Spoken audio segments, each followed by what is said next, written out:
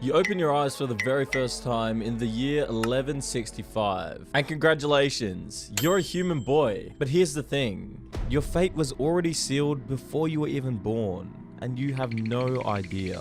Your parents are peasant farmers in the kingdom of Temeria. Your father works the fields, your mother tends the house, and they're not wealthy, but they're surviving. You have two older siblings, and life is simple. Hard, but simple. But that's all about the change. To explain why, we need to rewind to 7 years before you were born. One evening, your father was traveling to a neighboring town when something attacked him from the darkness. A creature with leathery wings and razor-sharp talons. He was thrown to the ground, certain he was about to die. Then, out of nowhere, a man appeared. He had cat-like eyes that seemed to glow in the dim light, and he carried two swords on his back, one steel, one silver.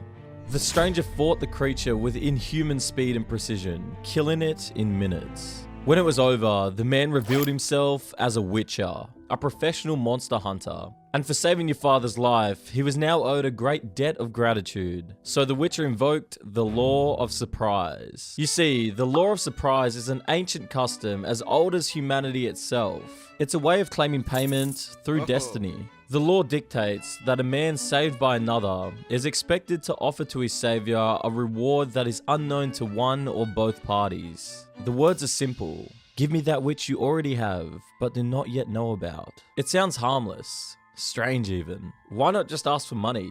For someone as desperate and poor as your father, this law of surprise seems like it's not a big deal. But he's very, very wrong. The Witcher nodded and disappeared into the night, and your father went home thinking he'd just gotten away with something. But when he arrived, your mother told him she was pregnant. She'd only just realized it herself. Your father's blood ran cold. He had something he didn't know about. An unborn child. You. Thanks to the law of surprise, you had been claimed before you even existed. 7 years pass. You grow up on the farm, chasing chickens, helping with small chores, sleeping warm and safe in your family's house. You have no idea what's coming. Then one day, a stranger arrives at your door. Your father recognizes him immediately. He's the Witcher who saved his life 7 years ago. The Witcher looks at you, then at your father.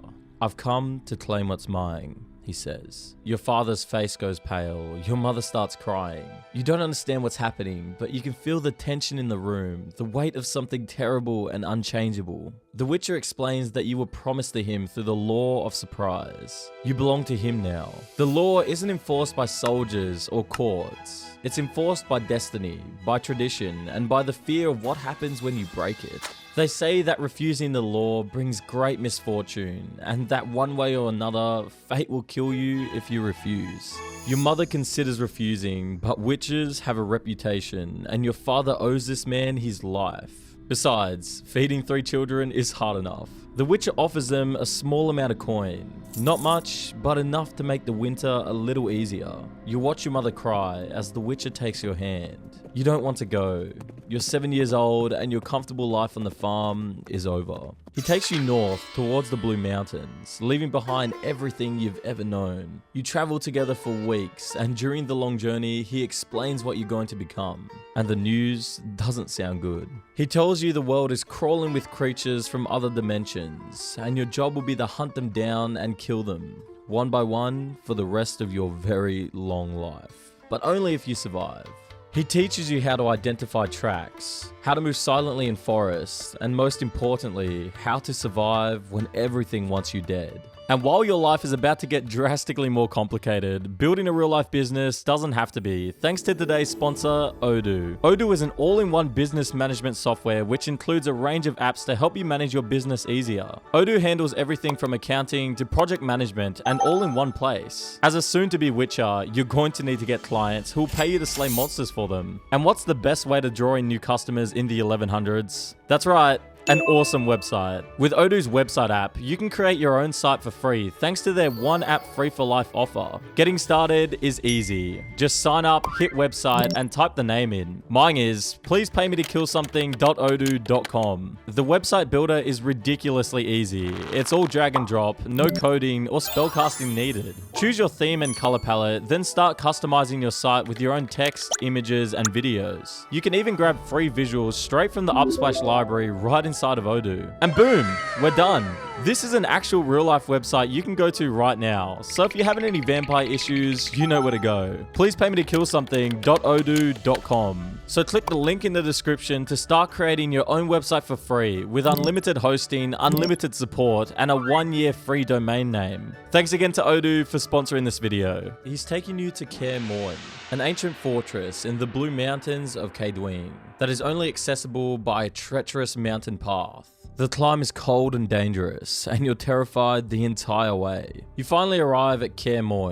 It looks impressive until you realize that this will be your prison for the next few years. When you walk through the courtyard, you see around a dozen other boys, aged from around 7 to 12. Like you, some were given in exchange to pay off a debt, but others were sold by their desperate parents or are orphans who had nowhere else to go. You also see older witches with scars all over their body, fingers burned, and a face with the kind of 1,000-yard stare that comes from seeing too much death.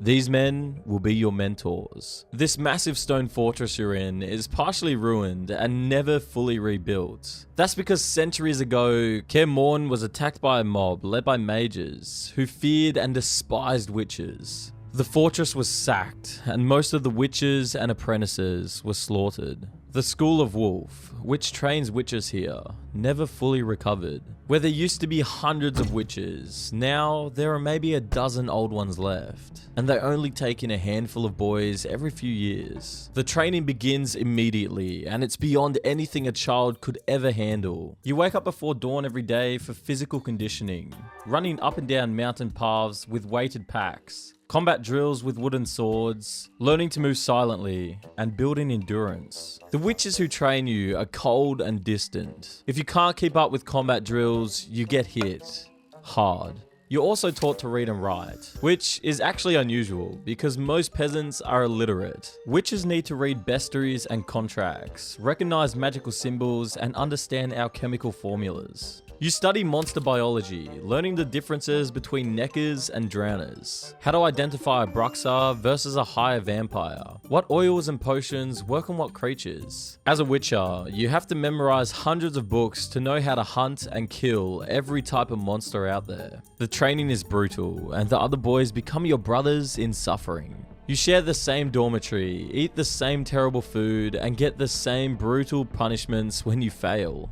Which happens a lot. But it's not the worst part. The worst part is knowing what's coming. You see, Witcher training has 2 phases. First, there's the physical and mental training that lasts for years. You're taught swordsmanship, specifically a witch's style that uses both a steel sword for humans and mundane beasts, and a silver sword for monsters born or altered by magic. You also learn alchemy, how to brew potions and oils from monster parts and herbs. But all of this is just preparation for the second phase, the Trial of the Grasses. It's a deadly, inhumane, and downright evil rite of passage that will either turn you from a Witcher apprentice to an actual Witcher, or kill you. And at 12 years old, it's your turn.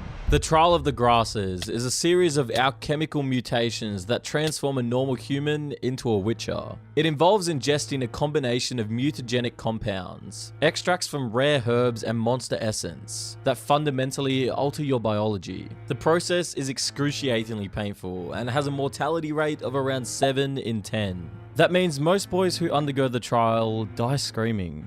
You trained for years knowing this was waiting for you. You watched the other boys train alongside you, becoming your friends, knowing that most of them will be dead before they even become teenagers. You're brought down to the laboratory beneath Kaer. It's a cold, stone-filled room with alchemy equipment and tables with restraints. They strap you down and give you the first mutagen, a foul-tasting liquid that burns your insides going down. Within minutes, the pain spreads. It feels like your blood is boiling, like your bones are breaking and reforming, and like your eyes are melting. You scream until your throat is raw. then pass out from the pain. Once you wake up, they give you another mutagen, and the process repeats for days. And unfortunately, surviving the trial of the grasses isn't enough, because there's another trial waiting for you.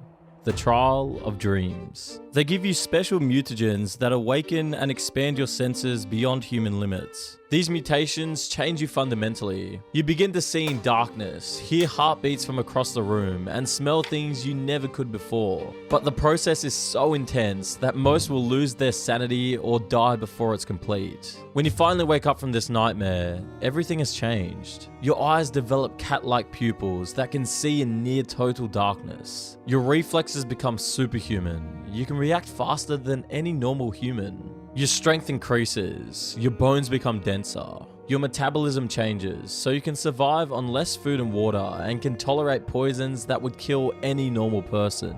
Your emotions become muted, not intentionally, but as a side effect. You'll still feel things, but they'll be distant, controlled. You're also rendered completely sterile. Witches can't have children. This is a permanent side effect of the mutations. Out of the remaining 6 boys who were still alive when you began the trial, 2 survived. The other 4 died while strapped into the table. One boy's heart simply stops. Another's internal organs shut down. The third starts convulsing and doesn't stop until he's dead. Their bodies are buried in the courtyard with all the other boys who died during previous trials. Normally, you'd cry, but now you just feel nothing. You're a different person now. But hey, at least you also got some cool magic powers to make up for the psychological trauma. These powers are called signs. Simple combat magic that witches can cast with one hand. With Igni, you can create fire with your hands to burn your enemies. Queen creates a magic shield around you, while Ard is a telekinetic force that can knock enemies back or even break doors. Erden lets you create magical traps that slow down monsters. And the final one, called Axie, lets you influence minds and calm hostile creatures. You also learn to create potions that are so toxic they would kill normal humans instantly. You can use them to heal wounds faster, accelerate your reflexes, or to increase your strength. But each one you drink makes you feel like your entire body is burning. If you drink too many of these potions, you'll poison yourself to death. Your training continues for several years. Fighting against simulated monster attacks and preserved specimens, never live monsters, which would be far too dangerous to keep. You're also given the Witcher Medallion, a silver wolf's head on a chain. It vibrates in the presence of magic, serving as an early warning system. This medallion identifies you as a Witcher of the School of the Wolf. After surviving the trials and learning to use your new abilities, you still aren't a Witcher. At least not yet. You still need to pass the Trial of the Mountains. As your final test, you and the other surviving boys are sent to complete a dangerous journey. First, you need to swim through freezing lakes near Kaer. Then you need to sneak through the caverns where an old Cyclops sleeps without waking him up, or he would crush you. After that, you need to climb Troll's Head while fighting angry rock trolls, to finally get to a circle of elements where you activate your medallion to complete the trial. Which, honestly, after everything else you guys have been through, wasn't as difficult as it sounds. You're even given a horse, the traditional armor of your school, and 2 swords. One made of silver to fight monsters, and one made of steel to fight men.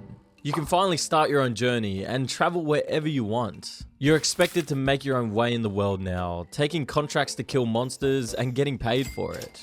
But here's the problem.